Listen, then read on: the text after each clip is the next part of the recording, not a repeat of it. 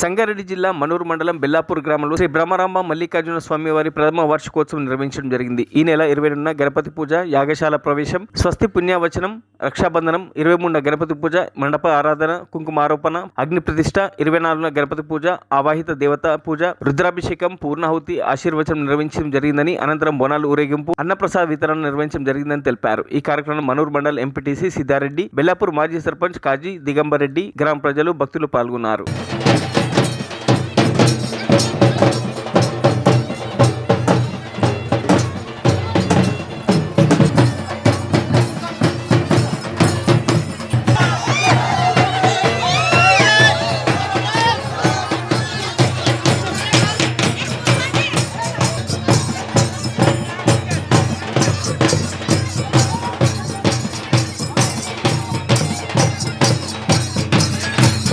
మరిన్ని అప్డేట్స్ కోసం మా ఛానల్ని సబ్స్క్రైబ్ చేయండి.